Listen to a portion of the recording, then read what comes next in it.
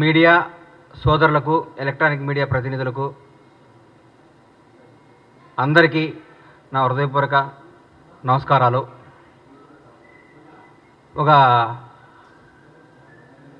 గత కొన్ని రోజులుగా మా ప్రభుత్వంపై మాట్లాడుతున్నా మా ప్రభుత్వంపై గౌరవ మాజీ మంత్రివర్యులు, మాజీ ముఖ్యమంత్రి శ్రీ కేసీఆర్ గారి అబ్బాయి అని ఎందుకు అంటున్నానంటే, ఆయన వాళ్ళ నాన్న పేరు చెప్పుకొని రాజకీయాల్లోకి వచ్చారు కాబట్టి, తండ్రి పేరుని అడ్డం పెట్టుకొని అమెరికాలో నుంచి వచ్చి మా నాన్న రాజకీయాలు చేస్తున్నాడు కాబట్టి నేను కూడా చేస్తాను మా నాన్నదని తీసుకొని వాళ్ళ నాన్నగారిని వారసత్వాన్ని పుచ్చుకొని రాజకీయాలు చేస్తున్నాడు కాబట్టి కేసీఆర్ గారి అబ్బాయిగానే మేము చూస్తాం ఆయన్ని. కేటీఆర్ గారి గురించి మాట్లాడుతూ మా ముఖ్యమంత్రి గారిని కష్టాన్ని ఇష్టంగా చేసుకొని, ప్రజా సమస్యను తన సమస్యగా చేసుకొని 17 ఏళ్ల సుదీర్ఘ పోరాటం చేసి, ఏ వారసత్వం లేకుండా, ఏ బ్యాక్గ్రౌండ్ లేకుండా, ఏ చరిత్ర లేకుండా ఒక రైతు బిడ్డలా పుట్టి కొండారెడ్డిపల్లి నుంచి తెలంగాణ రాష్ట్రానికి ముఖ్యమంత్రి అయ్యేదాకా వన్ మ్యాన్ షో, ఒకటే పోరాట యోధుడిగా తన రాజకీయాన్ని ప్రయత్నించి, మీరు పెట్టిన చిత్రహింసలు, మీరు పెట్టిన మానసిక క్షోభ, మీరు పెట్టిన ఆఖరికి తన కన్న కూతురు పెళ్ళికప్పుడు కూడా మీరు పెట్టి జైల్లో పెట్టి మీరు పెట్టిన ఇబ్బందులన్నీ తట్టుకొని రాష్ట్రానికి ముఖ్యమంత్రిగా అయి 6 గ్యారంటీలను ఇచ్చిన హామీలను అద్భుతంగా అమలు చేస్తూ స్వచ్ఛమైన పరిపాలన, నీతివంతమైన పరిపాలన, నిజాయితీ గల పరిపాలన అందరికీ అందిస్తూ ఈరోజు భారతదేశంలో ప్రతి ఒక్క ముఖ్యమంత్రి మన ముఖ్యమంత్రి వైపు చూస్తూ రేవంత్ రెడ్డి గారు అద్భుతంగా చేస్తున్నాడు, తెలంగాణ రాష్ట్రంలో పరిపాలన బ్రహ్మాండంగా జరుగుతుంది, నీతివంతమైన పరిపాలన జరుగుతుంది చెప్పుకునే స్థాయికి తీసుకొచ్చినట్టే 2.5 నెలలు 3 నెలలు కూడా కాలేదు ఈ ప్రభుత్వంలో. తట్టుకోలేక బాధపడుతూ కేటీఆర్ గారి చుట్టూ ఏముంటుందంటే, మన చుట్టూ వైఫై ఉన్నట్టు ఆయన చుట్టూ విపరీతంగా ఇగో ఉంటుంది. ఆ ఇగో తెంచుకోవాలంటే కొంచెం కష్టం. ఒకప్పట్లో చరిత్రలో బాలీవుడ్లో కొంతకాలం రాజేష్ ఖన్నా సూపర్ స్టార్గా ఉండేవాడు.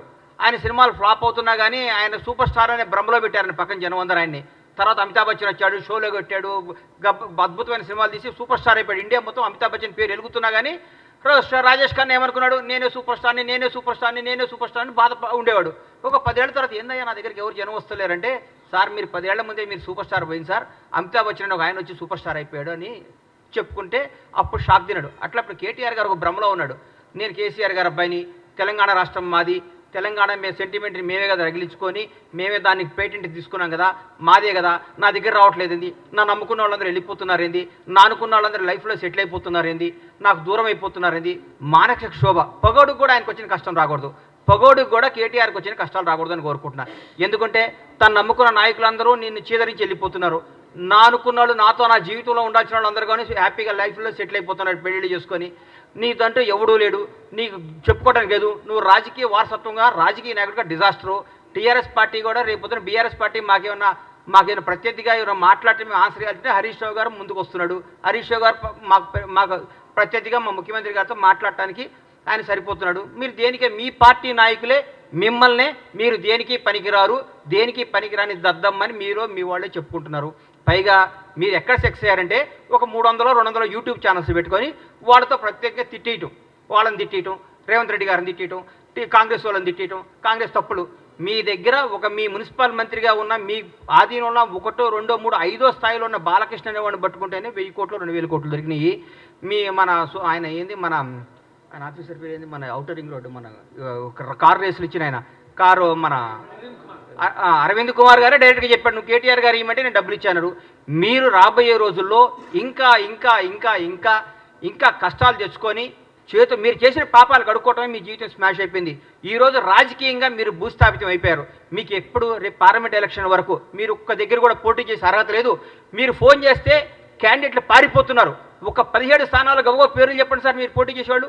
మా కాంగ్రెస్ పార్టీకి ఒక్కొక్క స్థానం నుంచి 100 మంది సీట్ల కోసం పోటీ చేస్తున్నారు, 100 మంది సీట్ల కోసం ట్రై చేస్తున్నారు. అది ఈరోజు మాకున్న పార్టీ, మాకున్న పరిపాలన. పైగా మీరు గొప్ప మాట అన్నారు, మాకు 6 గ్యారెంటీ లేదు మా గవర్నమెంట్, 7 గ్యారెంటీలు ఇచ్చింది. 7 గ్యారెంటీ ఏందో చెప్తా. స్వేచ్ఛ, నిజాయితీగా మాట్లాడుకో, ఎవడైనా స్వేచ్ఛగా మాట్లాడుకోవచ్చు. ఇది మహాత్మా గాంధీ ఇచ్చిన ఫ్రీడమ్ ఆఫ్ ఇండియా, స్వేచ్ఛ, ఇండిపెండెన్స్లో మేము మాట్లాడుతున్నామని చెప్తున్నాం మీకు. జవహర్లాల్ నెహ్రూ బలపరిచిన పార్లమెంటరీ డెమోక్రసీలో ఉన్నాం మనం. సర్దార్ వల్లభాయ్ పటేల్ సృష్టించిన సోవియట్ రిపబ్లిక్ అనే పదాన్ని మేము గౌరవిస్తాం. అందరికంటే డాక్టర్ బిఆర్ అంబేద్కర్ రాసిన రాజ్యాంగం మీద మా గౌరవం. అదే మీ గవర్నమెంట్లో, మీ దొరల ప్రభుత్వంలో ఒక ముఖ్యమంత్రిని, ఒక మాజీ ఎమ్మెల్యే చెప్పు తీసుకొని చూపిస్తే వాడిని మీరు ఏం చేసేవాళ్ళు? ఇప్పటికల్లా ఏం చేసేవాళ్ళు సార్ మీరు? మీ గుండె మీద టీఆర్ఎస్ నాయకులందరినీ, బీఆర్ఎస్ నాయకులందరినీ, మిమ్మల్ని ముఖ్యంగా కేటీఆర్ని అడుగుతున్నా, మీ ప్రభుత్వంలో మీరు ముఖ్యమంత్రిగా ఉన్నప్పుడు, మీ నాన్నగారు ముఖ్యమంత్రిగా ఉన్నప్పుడు ఒక ప్రతిపక్ష ఎమ్మెల్యే చెప్పు తీసుకొని ఒక ముఖ్యమంత్రిని చూపిస్తే మీరు ఏమైనా మాట్లాడేవాళ్ళు? ఏం చేసేవాళ్ళు? ఎన్కౌంటర్ చేయించేవాళ్ళు, మీరు రాళ్లతో కొట్టించేవాళ్ళు. మీరు మేము ఈ అన్నింటినీ గౌరవిస్తాం. మహాత్మా గాంధీ రాసిన స్వేచ్ఛ, ఇండిపెండెన్స్ గౌరవిస్తాం. సర్దార్ వల్లభాయ్ పటేల్ రాసిన సోవియట్ రిపబ్లిక్ని గౌరవిస్తాం. అంబేద్కర్ రాజ్యాంగం గౌరవిస్తాం. కాబట్టి రాజ్యాంగం చట్టం తను పని చేసుకొని పోతుంది. మేము దాన్ని భరించి మేము ఇంకా మీరు మాట్లాడితే మాకు రాళ్ళు ఉన్నాయి, మాకు చేతులు ఉన్నాయి, మాకు కాళ్ళు ఉన్నాయి. జనాన్ని రెచ్చగొట్టకండి సార్. మీరు అడ్డం పెట్టి మీ స్వార్థం కోసం జనాన్ని బలి తీసుకోవద్దు. తెలంగాణ యువతను అన్యాయం చేయకండి. తెలంగాణ ప్రజలకు న్యాయం చేయకండి. మీరు రెచ్చగొట్టే విధానం మారుకోండి. పోరాడండి, కష్టపడండి, ఎందుకు ఓడిపోయాని తెలుసుకోండి, మాట్లాడండి. కానీ ముఖ్యమంత్రి రేవంత్ రెడ్డి గారు ముఖ్యమంత్రి అయితే 30 సీట్లు కూడా వచ్చాయి కదా.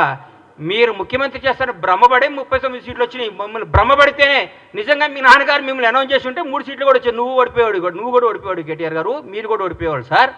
మాకు ముఖ్యమంత్రి రేవంత్ రెడ్డి గారు ఊరికే రాలా, నాన్న పేరు చెప్పుకొని రాలా, వారసత్వంతో రాలేదు, వారసత్వం తెచ్చుకోలేదు. ఆయన పోరాడి తెచ్చుకున్నాడు సార్. ఆయన రాజ్యాంగం కాంగ్రెస్ పార్టీలో ఒక అభ్యర్థి 2 స్థానాల్లో పోటీ చేయడం మీరు విన్నారా? ఎక్కడో కర్ణాటకలో ఒకసారి సిద్ధరామయ్య గారు చేశారు ముఖ్యమంత్రిగా ఉండి. ఈరోజు తెలంగాణ రాష్ట్రంలో నాకు తెలిసి తెలంగాణ రాష్ట్రంలో ఒక పీసీసీ ప్రెసిడెంట్ 2 స్థానాల్లో పోటీ చేస్తే ఆయన ముఖ్యమంత్రి కాబట్టి వేరే వాడవుతాడు కదా. 4 కోట్ల 5 కోట్ల ఈ 4 కోట్ల మంది తెలంగాణ ప్రజలకు తెలిసి నిజం మీకు తెలవలేదంటే మీరు మానసికంగా ఎంత వెనకబడిపోయి ఉన్నారో నాకు అర్థమవుతుంది. తెలంగాణ ప్రజలు ఎవరిని కదిలిచ్చినా టీఆర్ఎస్ పార్టీ గెలిస్తే కేటీఆర్ ముఖ్యమంత్రి అయితే అనేవాడు కాబట్టి మీరు ఓడిపోయారు. మీరు టీఆర్ఎస్ పార్టీ గెలిస్తే కేటీఆర్ ముఖ్యమంత్రి అయితే మానసికంగా సాక్షాత్తు భారత ప్రధాని నరేంద్ర మోడీ గారే చెప్పిన అందరికి వచ్చి మీ నాన్నగారు మిమ్మల్ని ముఖ్యమంత్రి చేస్తాను అడిగిందని. ఎలక్షన్ మనకు గెలిచుంటే మిమ్మల్ని ముఖ్యమంత్రి చేసేవాడు కాబట్టి జనాన్ని మిమ్మల్ని తిరస్కరించారు. మాకు రేవంత్ రెడ్డి గారు ముఖ్యమంత్రి అవుతాడని ఆయన పీసీసీ పగ్గాలు చేపట్టినప్పుడే ఆయన చేసుకున్న పోరాట పత్రం చేస్తున్నాడే ఆయన అధిక ఎలక్షన్ పోయినప్పుడు మాకు రేవంత్ రెడ్డి గారు ముఖ్యమంత్రి అవుతాడు తెలంగాణ ప్రజలందరికీ క్లారిటీ ఉంది. మీరు దయచేసి చెప్తున్నా ఇకనన్నా మీరు మీ వాస్తవాలు తెలుసుకోండి. మీరు తీసేసిన తహసీల్దారు, మీరు రిటైర్డ్ అయిపోయారు, మీరు రాజకీయంగా పనికిరారు, మీరు రాజకీయంగా వేస్ట్. మీరు మన అసెంబ్లీలో కూడా మీరు కామ్గా కూర్చుంటే హరీష్ రావు గారు మాట్లాడారు, మా వాళ్ళు సమాధానం చెప్పారు. మీరు దేనికి పనికిరారు, మీరు అమెరికాలో ఇల్లు కొనుక్కోవడానికి వెళ్ళొచ్చారు, మంచిగా సెటిల్ అవ్వండి, బాగుండండి. మీరు చేసిన తప్పులంటికి ఆన్సర్ ఇవ్వండి. తప్పులు చేస్తే చట్టం తన పని తను చేసుకోబోతుంది. మీ దగ్గర పనిచేసిన వాళ్ళే వచ్చి అప్రూవల్గా మారి బాబు మాకేం సంబంధం లేదు, కేటీఆర్ గారు చేయమంటే మేము తప్పులు చేసాం, మాకేం సంబంధం లేదని చెప్తున్నారు. అందరినీ లెక్కలతో తీసి మీ అందరికీ అప్పచెప్తాడు. ఇది తెలంగాణ ప్రజల సొమ్ము, ఇది తెలంగాణ ప్రజల ఆస్తి. దీన్ని ఎవరు దోసుకున్నా ఊరుకోరు, ఎవరు దోసుకున్నా ఒప్పుకోరు. చట్టం తను చేసుకోబోతుంది. దయచేసి మీ అందరికీ చెప్పేది ఏంటంటే కేటీఆర్ గారు దయచేసి మా ప్రభుత్వం చేస్తున్న పనులు మెచ్చుకోండి. మీరు మెచ్చుకోకపోయినా చూసి ఆనందించండి. అయ్యో మేము ఎందుకు చేయలేదా అని అనండి. మీరు గ్యారెంటీలు చేయలేరు అన్నారు, చేశారు కదా. 2 గ్యారెంటీలు అయిపోయినాయి. వచ్చి 2 రోజులు 2 గ్యారెంటీలు అయిపోయి 4 అయిపోయినాయి. ఆ 2 గ్యారెంటీలు కూడా చేస్తారు. 2 రోజులు, 1 వారంలో, నెలలోనూ చేసేస్తారు. ఇచ్చిన ప్రతి హామీని నిలబెట్టుకునే ప్రభుత్వం కాంగ్రెస్ ప్రభుత్వం. రేవంత్ రెడ్డి గారు బ్రహ్మాండంగా చేస్తున్నారు. దయచేసి మెచ్చుకొని మమ్మల్ని చూసి ఈర్ష్యపడకుండా అయ్యో నెక్స్ట్ భగవంతుడి దయ వల్ల మేము అధికారంలోకి వస్తే 10 ఏళ్ల తర్వాత మేము ఇట్లా చేయాలని ఆలోచించండి కోరుకుంటూ సెలవు తీసుకుంటున్నాను.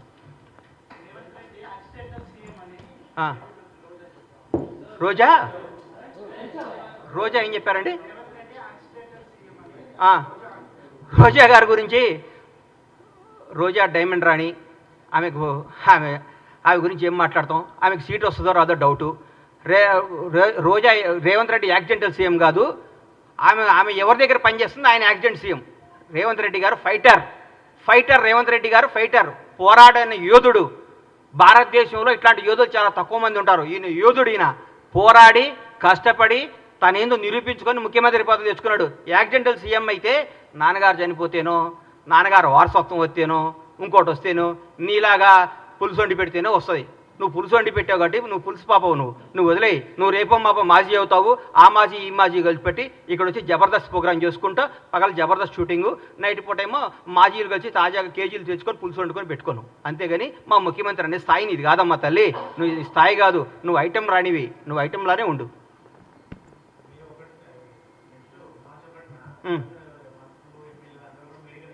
ఎందుకు మేము పగలగొట్టిన మేడిగేట్ ఎట్లా చూసుకోవడానిక, మేము దోసుకున్న మేడిగేట్ ఎట్లా ఉందో చూసుకోవడానిక, మేము బీటీలు బాడిపోయిన మేడిగడ్డను చూసుకోవడానిక, అన్యాయం చేసిన కాళేశ్వరం చూసుకోవడానిక, అక్రమాలు చేసిన కాళేశ్వరంలో ఏమేమి తప్పులు ఎట్లా వస్తాయో దీనికి ఎట్లా ఆన్సర్ ఇవ్వాలని వాళ్ళ ఎమ్మెల్యేలని వాళ్ళందరినీ తీసుకొని చూపించడానిక.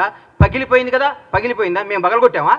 మా ముఖ్యమంత్రి గారు మా ఎమ్మెల్యేలు మా మంత్రులపై పగలగొట్టి మేము చూపించామా? మీరు కొట్టిన దాంట్లో పగిలిపోయింది, తప్పు ఒప్పుకోండి, దీన్ని బాగు చేయండి మా ప్రభు అని ముఖ్యమంత్రి గారిని కోరుకోండి. దాన్ని ఎట్లా రిపేర్ చేయాలో, దాన్ని ఎట్లా ఓవర్కమ్ కావాలో, దాని ప్రజలకు ఎట్లా న్యాయం చేయాలో ఆలోచిస్తున్నాం. కానీ మీరు మేడిగడ్డ చూస్తేంది, పగిలిన మేడిగడ్డ అతుక్కుంటుందా?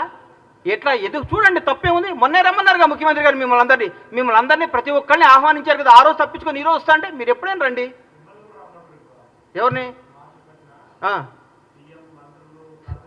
సీఎం గారు రాష్ట్రానికి ముఖ్యమంత్రి, బీఆర్ఎస్ పార్టీలో ఆయన ఎంప్లాయ్ కాదు. బీఆర్ఎస్ వాళ్ళు ఈయన చెప్పినప్పుడు వాళ్ళు రావాలి. చెప్పండి, రోజు ముఖ్యమంత్రి గారు టైం తీసుకోండి, ముఖ్యమంత్రి గారు వాళ్ళని తీసుకొని పోతారు, మళ్ళీ చూపిస్తారు. మా ప్రజాప్రతినిధులు అందరూ మా ముఖ్యమంత్రి గారి నేతృత్వంలో అందరినీ తీసుకుని పోతారు. మీరు టైం చెప్పేందుకు రారు.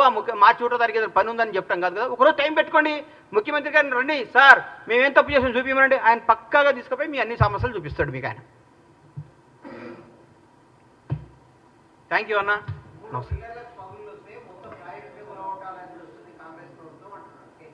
అన్నా ఒకటి గుర్తుపెట్టుకున్నా, ఒంట్లో ఒక ఏళ్ళకు షుగర్ వస్తే కాలు తీసేయరు, ఆ ఏళ్ళు తీసేస్తారు. ప్రాజెక్ట్ ఏం కూలగొట్టాలని చూడలేదు, దాన్ని రిపేర్ చేస్తే ఆ ఏళ్ళు తీసేస్తే పెరగకుండా చూస్తున్నారు. ఆ 3 పిల్లలతో బాగవుతుందని 3 పిల్లలు బాగు చేస్తే బాగవుతున్నాను రాసిమనండి. రేపొద్దున పెద్ద విపత్తు వస్తే కూడా మాదే బాధ్యతను రాసిమనండి. ఒకవేళ పొరపాటున మేడిగడ్డ పగిలిపోతే, మేడిగడ్డ పడిపోయి కొట్టుకోపోతే బీఆర్ఎస్ ప్రభుత్వం బాధ్యతను రాసిమని చెప్పండి. వాళ్ళు చెప్పినట్టే చేస్తారు. రేపొద్దున లక్షల కోట్ల జనం, వేల మంది ప్రాణాలు, కొన్ని కోట్ల ఆస్తులు రెస్పాన్సిబిలిటీ ఎవరు? రాజ్యాంగం. ఎవరు రెస్పాన్సిబిలిటీ? ప్రభుత్వ రెస్పాన్సిబిలిటీ. ఏది మంచో ఏది న్యాయమో అది చూస్తారు. మొత్తం పగిలిపోతే పనికి రానప్పుడు తీసేకేం చేస్తాం సార్? పనికి రానప్పుడు తీసేకి ఏం చేస్తారు? పనికి వస్తే పడగొట్టడానికి పిచ్చోళ్ళు ఇల్లు. పడికొస్తే ఇంతమందికి ఉపయోగపడేది ఉంటే ఎందుకు పడగొడతారు దాన్ని? మీరు తప్పు చేస్తున్నారు. మీరు 3 పిల్లర్లు వస్తే, మనిషిలో 3 పిల్లర్లు వస్తే దాన్ని రేపు 3 పిల్లలు 30 పిల్లర్లు కాకుండా దీన్ని అరికట్టాలి. లేకుంటే 3 పిల్లలు రిపేర్ అయితే కథ ఉందంటే బాగొద్దున్నాళ్ళు రాసిమనండి. ఈ మేడిగడ్డ, ఈ కాళేశ్వరం వల్ల ఏ నష్టం వచ్చినా, ఏ విపత్తు వచ్చినా ఏదైనా బాధ్యత మాది అని రాసిమనండి. దాని ప్రకారం పోదాం. రేపైనా పొరపాటు జరగడం జరిగితే కొన్ని వేల ప్రాణాలు, లక్షల ప్రాణాలు పోతాయి, కొన్ని కోట్ల ఆస్తులు అన్యాయం అయిపోతాయి.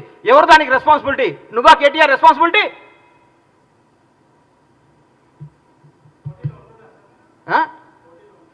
మా ముఖ్యమంత్రి గారు ఏం చెప్తే అది, మా పార్టీ ఏది ఆశిస్తుంది. నేను రేవంత్ రెడ్డి గారు ముఖ్యమంత్రి అవటం, కాంగ్రెస్ పార్టీ అధికారం అవటంలో చాలా హ్యాపీగా ఉన్నా. మా పార్టీ ఏది ఇస్తే అది, కార్యకర్తగా సంతోషంగా ఉన్నా. రాబోయే 10 ఏళ్ళు కాంగ్రెస్ పార్టీ అధికారంలో ఉండాలని నేను చూసుకుంటున్నా. కాంగ్రెస్ పార్టీ అధికారంలో ఉంటుందని ఆశపడుతున్నా. బ్రహ్మాండంగా ఉంటుంది, బ్రహ్మాండంగా చేస్తానని మీ అందరికీ హామీ ఇస్తున్నా. థ్యాంక్ యూ అన్న.